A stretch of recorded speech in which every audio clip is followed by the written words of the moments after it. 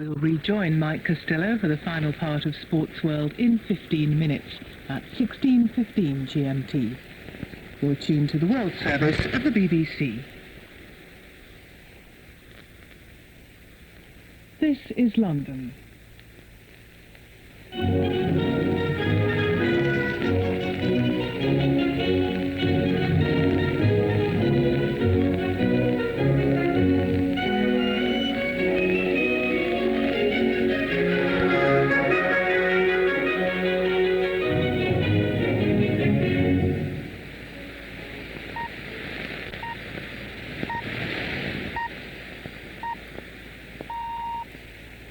Hours, Greenwich Mean Time.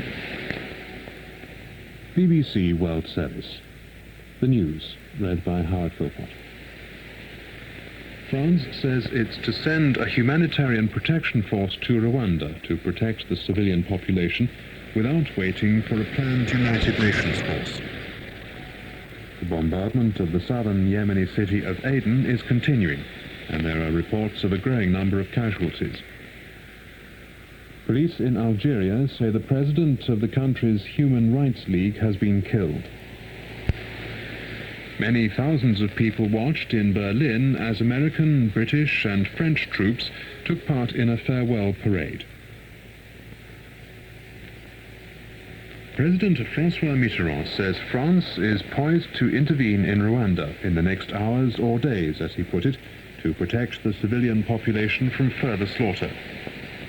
Mr. Mitterrand told delegates at a United Nations conference in Paris that it would be some weeks before the UN could put a force together, and France would not wait until then. The idea of a French-led intervention emerged on Wednesday, and yesterday won the backing of the UN Secretary-General Boutros Boutros-Ghali. One of the warring parties in Rwanda, the Patriotic Front, has accused the French of supporting and arming the Hutu-dominated government, but Mr. Mitterrand insisted that he was working for reconciliation. As fighting continued in the Rwandan capital, Kigali, personnel of the small UN force that's already there were taking steps to extricate civilians trapped between the forces of the interim government and the Patriotic Front. A local 8-hour truce was arranged, and groups of Hutu and Tutsi civilians were exchanged across the ceasefire line. And in Angola, the United Nations Special Representative Alioune Blondin-Bey has gone to the UNITA rebel stronghold of Huambo to try to resolve a growing crisis in the war-torn country. Mr. Bey is chairing peace talks between the UNITA rebels and the Angolan government, and is also expected to visit the Angolan capital, Luanda, today for talks with the Angolan President, José Eduardo dos Santos. A BBC correspondent in Angola says Mr. Bey's visit to Huambo comes amid mounting international concern about the escalation of the fighting and its impact on relief operations. A secret convention of the lower house of the Nigerian Parliament, the House of Representatives, has issued a statement of support for Moshood Abiola, the man widely believed to have won last year's annulled presidential election. The Nigerian Parliament, along with all other democratically elected bodies, was dissolved by the military authorities last year. Earlier this month, Mr. Abiola, who is currently in hiding, called on all these groups to reconvene. Police in Algeria say the president of the National Human Rights League, Youssef Fathallah, has been shot dead in the capital, Algiers. The French news agency quoted witnesses as saying that Mr. Fathallah, a 64-year-old lawyer, was killed by a group of men who broke into his office. The Algerian Human Rights League has accused both the government and Islamic militants of human rights abuses. Mr. Fathallah himself had condemned political violence on both sides and had called for the government to close its internment camps for Islamic militants in the Sahara Desert. Northern Yemeni forces have continued for a third day their bombardment of the main southern city of Aden with rockets and artillery shells. There are reports of more civilian casualties. Officials in Aden say at least 60 people have been killed since Thursday. The report spoke of further shelling around Aden's harbour and airport and in the northern suburbs. The northern government has offered to halt the offensive against Aden on condition that the south ends its 7-week-old rebellion. The latest attempt by the United Nations envoy Lakhdar Brahimi to arrange ceasefire talks has failed. Thousands of troops in Lebanon are organizing a big operation in the mountains southeast of the capital, Beirut, to try to make the area safe for the return of Christian refugees driven out during the civil war, which ended 4 years ago. About 8,000 troops are reported to have taken up positions in the Shuf mountains, which are largely controlled by the Druze community. Correspondents say more than 400,000 people, most of them Christians, were forced to flee their homes, many during the fierce fighting known as the Mountain War in 1983, when Druze militiamen seized control of Christian-held areas. This news comes to you in the World Service of the BBC. Tens of thousands of people lined the streets of Berlin to watch a farewell parade by troops of the American, British and French garrisons in the city. The soldiers marched past the Brandenburg Gate, once a symbol of the division of Berlin during the Cold War. The parade had been requested by the mayor of Berlin, Eberhard Diepgen, to give its citizens a last chance to thank Western forces for their protection. He said their defense of Berlin had helped to bring about German unification. Russian troops will stage their farewell parade in Berlin next weekend. The South Korean President Kim Jong-sam says he's accepted a proposal by his North Korean counterpart Kim Il-sung that they should have a face-to-face meeting shortly.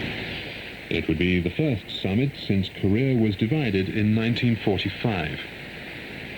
The proposal from Kim Il-sung was conveyed by the former American President Jimmy Carter, who returned to Seoul after extensive talks with leaders of the two Koreas about the crisis over North Korea's nuclear intentions. A BBC correspondent in Seoul says that previous proposals for summit meetings have always foundered in mutual distrust. The United States has also offered to renew high-level talks about the nuclear situation. The Russian Foreign Minister Andrei Kozyrev says Russian experts believe it will take North Korea another 3 to 7 years to develop nuclear weapons. He did not say how they'd reached this conclusion, but the BBC Moscow correspondent points out that many Russian scientists would have gained knowledge of North Korean capabilities during the Soviet era. Mr. Kozyrev said Russia was determined that its southern rim should not be threatened by any emergent nuclear power. He said sanctions against the North Koreans would be inevitable if they continued to defy international efforts to monitor their nuclear program. One of the most prominent sports and show business personalities in the United States, O.J. Simpson, has been arrested after going on the run when he was charged with murdering his former wife and her male friend. Simpson, a former star of American football who became an actor and sports commentator, was tracked by police for several hours through the streets of Los Angeles. Before surrendering, Simpson, who had earlier threatened suicide, was reported to have been seen holding a gun to his own head while being driven by a former teammate. World Cup fans in Dublin have had some bad news before Ireland's opening game against Italy in New York tonight. Many of the city's pubs will be closed for the match because of a strike by bar staff. A meeting of Dublin bar staff today rejected a pay deal reached earlier by negotiators. The move is the latest blow to Irish football fans, many of whom are stuck in England because of a ferry strike. There are also fears that fans may be stranded in America because of a threatened strike next week by Ireland's national airline. Now to end the world news, here again are the main points.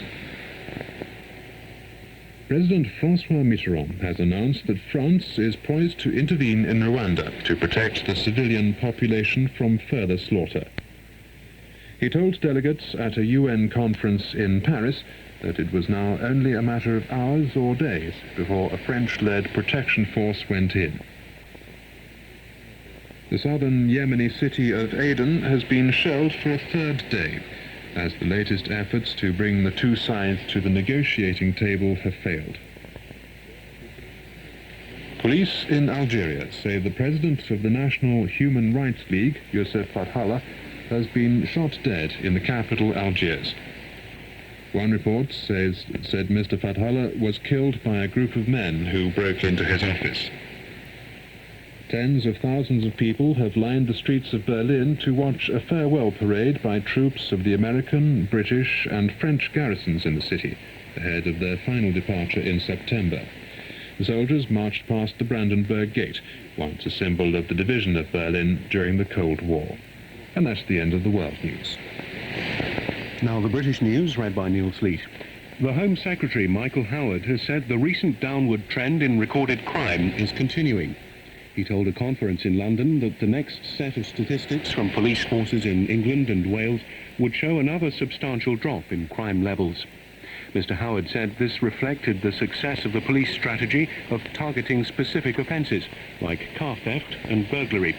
John Silverman has the details. Last year, for the first time since 1988, recorded crime fell by 1%, but the signs are that the rate of reduction is accelerating. A 9% drop in crime rates in the last quarter of the year is likely to be matched by further substantial falls this year, according to Mr. Howard. To back that up, he revealed that in London, Scotland Yard is confidently predicting further falls in burglary rates, and that targeting of burglary is also paying dividends in areas like the West Midlands and West Mercia. Insurance claims, he said, confirmed the trend. It proved, said the Home Secretary, that those who argue that society is powerless in the face of rising crime were profoundly wrong. Colleagues of a Scottish policeman who was stabbed to death in Glasgow last night have said they do not see his death as a reason for police to be routinely armed. Since the murder of a policeman in London recently, there have been renewed calls for an end to the tradition of unarmed police in Britain, and the rules are being changed in the capital to allow officers to carry guns more often. However, a spokesman for the local Strathclyde police force said officers there totally rejected demands that they should be armed as a matter of course. From Glasgow, Colin White reports. Constable Lewis Fulton, who was 28, had responded to a call for assistance from other police officers attending a disturbance in the Gorbals area of Glasgow. He was stabbed in the chest and died later in hospital. He is the first policeman to have been killed in such a confrontation in the Strathclyde area for 11 years. Local officers are said to have been devastated and numbed by news of the death. However, at a press briefing this morning in Glasgow, Strathclyde Police rejected calls to provide every officer with a gun. A spokeswoman said a knee-jerk reaction was not appropriate. The British Home Secretary, Michael Howard, addressing a conference on law and order in London, paid tribute to Constable Fulton. He said his death was a poignant and vivid reminder of the increasingly dangerous circumstances in which police officers were forced to work. An 18-year-old youth is expected to appear in court in Glasgow on Monday in connection with the incident. Police in London have made what they say is Britain's largest ever seizure of crack cocaine. Officers raided an address in the West End of the capital and found 4 kilograms of the drug, which would fetch about £400,000 at street-level prices. 7 people were arrested. Police said their operation was the culmination of 18 months' work. They said they'd intercepted a major international crack manufacturing and distribution network. A new round of talks has begun to try to prevent a second 24-hour strike on the railways next week. The stoppage by signal operators last Wednesday halted nearly all the country's trains. The talks between the rail track management and leaders of one of the rail unions, the RMT, are taking place under the auspices of the government-funded conciliation service, ACAS. Craig Brainey reports. Both sides arrived at ACAS this morning in a cautious mood. Railtrack spokesman David Armstrong said the employers were willing to explore every opportunity, but he refused to be drawn on the prospects of a pay deal which would avert a second strike. For the union, the RMT's Vernon Hince said he hoped talks would return to where they were 10 days ago. The RMT want to see an improved deal along the lines of the 5.7% which Railtrack was alleged to be offering before the government intervened. An ACAS spokesman said the issues are complex and progress is likely to be slow. The talks are expected to continue into this evening and could spill over into tomorrow. Meanwhile, Wednesday's strike is still very much on. The streets of central London have been packed with tens of thousands of homosexual men and women who are taking part in a celebration billed as a March for Gay Pride. It's one of the most colourful demonstrations the capital has ever witnessed, with a sea of pink balloons and an array of costumes from nuns' habits to sequined hot pants. The marchers are now making their way to a park in South London, where more than 100,000 people are expected for a pop music festival. And with that story, we end this bulletin of British News. The British News was presented by Neil Sleet. The next summary is at 17 hours GMT, and it's followed by Development 94 with Sue Armstrong.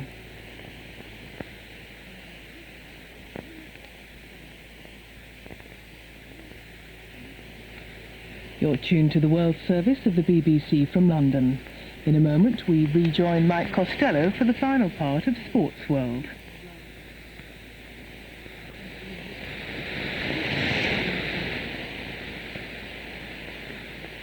In an hour from now, John Peel will be here with his own particular brand of music. And if you can stay with us a little later on, you can hear listeners' opinions on a variety of programmes broadcast on the World Service when Paddy Feeney reads more of your letters in Right On. And that's at 1850 GMT. Now, the final part of Sports World with Mike Costello. Yes, welcome back. The home stretch in Sports World. They're not yet halfway in the first ever World Cup football match played indoors. New Zealand are in control in the Lord's Test match against England. In rugby union, Italy get within 3 points of the world champions Australia in Australia. Michael Stich warms up for the Wimbledon Tennis Championships by reaching the final at Halle in his native Germany. Elsewhere, there are tournament victories for Patrick Rafter and Meredith McGrath. And in golf, it's third round day at the United States Open. Scotland's Colin Montgomery leads the field. Lots to cram in over the next 45 minutes. We start in Detroit, and that first ever World Cup football match played indoors. It's also the first match in Group A between the United States and Switzerland. When we left it was 0-0, but I'm joined now by Martin Fuchs. And Martin, there's just been a goal. Well, 41 minutes on the clock here at the Pontiac Silverdome, and you join us at a very good time because Switzerland have just taken the lead against the United States. A goal from a free kick on the edge of the area, curled in by Georges Bregy. So it's Switzerland 1, the United States 0. Now, the states for whom this game is so important, remember, no host nation has failed to get beyond the first round before. They've given a reasonable account of themselves without ever really threatening Marco Pascolo in the Swiss goal. Alexis Lalas, you may recall, he headed a fine goal against England in Boston last year. He looks dangerous when he comes up the corners with his partner in central defence, Marcelo Balboa. But their main strikers, America, Eric Winalda and Ernie Stewart, really have been kept firmly in check. And you have to say that Switzerland have looked the more accomplished team going forward. Mind you, as I say that, there's a fantastic goal line clearance there by Alan Geiger, but on the Swiss goal line, but the referee has given an infringement. For 1 minute it looked as though there was an equaliser on there for the United States. The best chance before the goal fell to Cyriakos Sforza. He sent in a 20-yard shot which Tony Miola had to scramble away at the foot of a post. The Swiss, as I say, looking the more accomplished side. And even though I've hardly moved a muscle myself in this first half, I expect to lose several pounds in weight today, because as we were warned, the conditions inside the Silverdome are very much like a sauna bath. Just 2.5 minutes to go then to half-time. It's the United States 0, Switzerland 1. Thank you, Martin. Not quite as hot at Lord's. Ian Carter, what's the latest score there? Still very tense here. England 264 for 7. 13 more runs are needed by England to avoid the follow-on. The two not-out batsmen, Angus Fraser, who's on 10, and Stephen Rhodes, who at the moment is facing Dion Nash, who's bowling from the pavilion end. Rhodes is on 27. He waits now as Nash comes in and bowls. Right arm over the wicket. It takes him on the pad, and they go through for the first run very quickly. Perori is smartly away, though, backward of square leg, and he picks up the ball and makes sure that there's just the 1 run added to the total. It's a leg by, and it moves up the total up to 265 for 7, but it remains very tense. But Chris Florence, I would suggest that England are on the verge of saving the follow-on. It's beginning to look like that. They're, as you say, creeping there. We must say that New Zealand have taken the new ball since the last time. They were in the 9th over with it. I'm just beginning to wonder whether, with hindsight, Rutherford's taking it too late. Yes.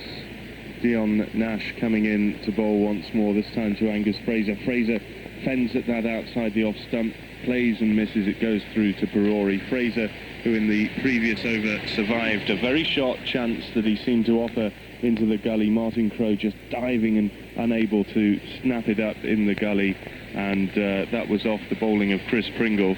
And so Fraser just surviving the sharpest of chances there, and on that occasion from Dion Nash, playing and missing. I'll run through the scorecard of the day and the wickets to fall for you as we progress through this over from Dion Nash from the pavilion end. He comes in again off a long run and bowls, and that's a chance. And is it caught and bowled? Yes, it is. It took a leading edge from Angus Fraser and brilliantly caught by Dion Nash, diving to his left, low down, and he managed to just snap that up. A subdued reaction almost from the New Zealand fielders. That ends something like an hour and 10 minutes of resistance from Angus Fraser. He makes his way back to the pavilion, caught and bowled by Dion Nash, and that really sets it up intriguingly. 265 for 8. England needing 12 more runs to save the follow-on. Thank you very much, Ian Carter at Lords. The South Africans have arrived in England, ready for their 3-match test series a little later in the year, and they're the first South African team to tour here in 29 years. And on the subject of South Africa, their men's hockey team is taking part in the Four Nations tournament in Madrid. Today they drew 0-0 with Holland, and Chris Moore was watching. Wayne Graham, the captain of South Africa, flies back to Britain to take his final exams at Oxford on Monday. That examination in the city of dreaming spires can hardly be more testing than the one his team faced here in the heat of Madrid today, on the second day of the Four Nations tournament. This was a test, though. They passed with flying colours in holding Holland, the world champions, to a scoreless draw. And South Africa, who came back from the wilderness only last year, could well have snatched victory against the bewildered Dutch. No goals, maybe, but plenty of instant in a game that swung from end to end at breakneck pace. And had Mike Cullen not shot wide when given the best chance of the game 10 minutes after the interval, the South Africans might have had even more to celebrate. It was a superb team effort by a team prepared to play fast, open hockey. But it is impossible not to single out the pugnacious midfielder Gary Boddington, the majestic Charles Teversham in defence, and goalkeeper Brian Myborough. And, of course, the inspirational Wayne Graham, who had led his team to a 1-0 defeat of Spain yesterday. Whatever happens in the examination room at Oxford on Monday, Graham and his team are graduating with first-class honours in Madrid. Thank you, Chris Moore. Now, anybody tuning in to the World Cup finals hoping to see breathtaking goals, well, there's been one in Detroit. Martin Fuchs, who scored it? Here at the Pontiac Silverdome is being raised almost by the fans of the United States, because would you believe it, just on the stroke of half-time, the Americans have equalised. The free kick by Eric Winalda, slightly to the left of goal, just outside the penalty area, curled in by Winalda's right foot, just inside the near post of the Swiss keeper, Marco Pascolo. And it's USA 1, Switzerland 1, as they troop off at half-time. Thank you, Martin Fuchs. As he said, the half-time score, USA 1, Switzerland 1, the first match in Group A in Detroit. Now back to Lords and Ian Carter. Yes, all very exciting here too, although I don't really think that the roof will be raised off the pavilion should England fail to make the follow-on. They need 12 more runs and they have 2 more wickets left. Paul Taylor, what a moment for him. His home test debut, only played one other test before, and that was in India.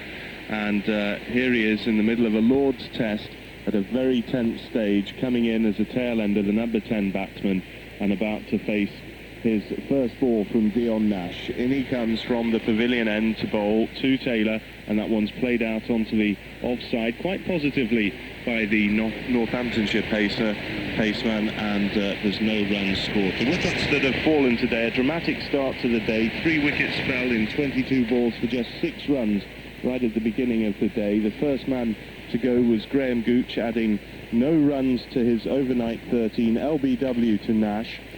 Then Atherton followed, LBW to Hart for 28, and then Smith caught and bowled by Nash. A much easier chance than the one that Nash has just taken to dismiss Fraser. He comes in again to bowl to Taylor, and Taylor is forward and plays that defensively. The bowler does a smart piece of fielding to make sure there's no run scored there. The end of the over, 265 for 8. So Smith went for 6, and from 94 for 1, England had slumped to 101 for 4.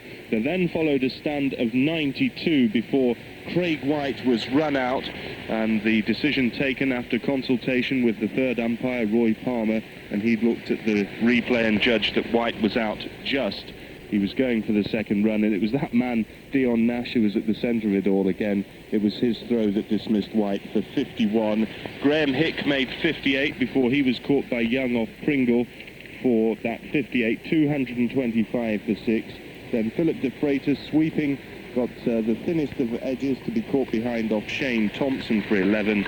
And just a few moments ago, as you heard, Angus Fraser caught and bowled by Nash for 10 to put the New Zealanders in firm charge of this game. And if they can wrap up the tail without conceding 12 more runs, well, then they'd be in a position of perhaps, well, they'd have the choice of enforcing the follow-on. Chris Pringle it is to continue from the nursery end. He's bowling to Stephen Rhodes. Goes through to the wicketkeeper, no shot offered, and Rhodes remains 27 not out, and Chris Florence a lot resting on his shoulders. I think it's probably be the shock of the season if they didn't enforce the follow-on, should they get England out before they reach 277. There's a lot on these last two. The way Paul Taylor played out the last couple of balls there has given England a little bit of hope, but there's still a long way to go. Pringle coming in from the nursery end, bowling to Rhodes, and he just makes sure that bat and pad are very close together and plays it out onto the offside. A little bit of chanting from the England fans. A full house here at Lord's. It really is looking a picture. All the flags away at the nursery end, fluttering in a gentle breeze, which is very welcome indeed, because it's been another warm day here. The sun has gone behind the hazy clouds now, but nevertheless a very pleasant evening indeed, unless you happen to be in the England dressing room at the moment. Pringle bowls that one, it's dabbed down into the gully. Martin Crowe does the fielding, and defensively played just backward of square on the offside by Stephen Rhodes. They're not even giving Rhodes a chance for a single, really. They really want to block him out and then have a go at Taylor the next over, because runs are very tight at the moment, just 12 runs away from the follow-on position. So runs important to both sides at the moment.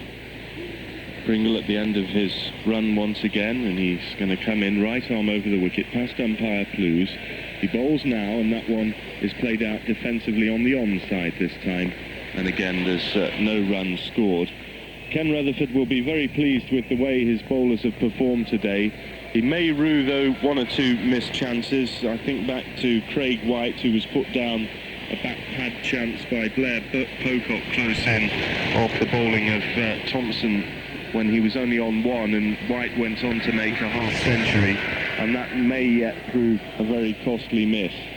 In comes Pringle and bowls to Rhodes, and Rhodes on the back foot plays it back straight to the bowler, and there's no run. It remains 265 for 8. 12 runs needed to avoid the follow-on. The last man out, Angus Fraser, who was caught and bowled quite brilliantly by Dion Nash, because he barely finished his follow-through when he was hurling himself to his left and managed to grab hold of the ball just before it reached the ground. And it was a fine piece of bowling and fielding from Dion Nash.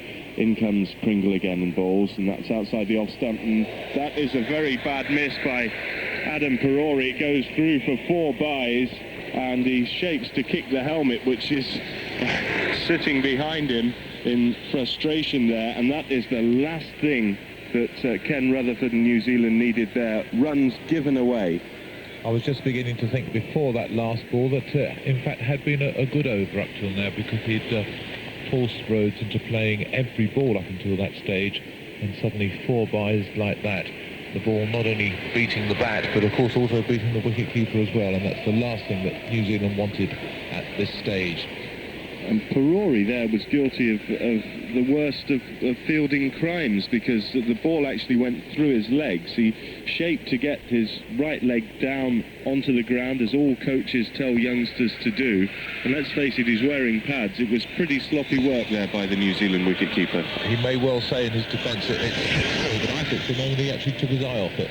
I think he did. Dion Nash is continuing now from the pavilion end, and he's bowling now to Paul Taylor, the left-hander, and it goes through to the wicketkeeper Perori, who takes that one, and those 4 byes taking the total up to 269 for 8, so England just 8 runs away now from saving the follow-on. But it was a lapse in concentration there that New Zealand could ill afford, because every run is very, very precious here, and a boundary of any description does help to lift the pressure on the batting side. But it's still there, and Taylor and Rhodes and such back in the pavilion still know they have a job to do. In comes Nash again. That takes Taylor on the pad, and good calling there from Rhodes, who was backing up and scampered through for one very quick leg by, and that's what England have to do, is take every run as quickly as they possibly can. Yes, Taylor himself wasn't too sure whether to take it, but Rhodes had made the decision. He told him to go, and obviously he had to go. And the other benefit from that, with 4 balls left of this over from Dion Nash, is that it brings the more accomplished of the 2 batsmen out there, Stephen Rhodes, down to the striker's end, and he's just having a word now with Paul Taylor. I wonder what their tactics will be. Do you think that Rhodes will say, right, I'll see out this over and we'll just pick them up in 1s and 2s? Well, Taylor's no mug when it comes to this type of situation. Well, he's a very level-headed player, and I think he's quite capable of dealing with it. But Rhodes, obviously, the senior partner.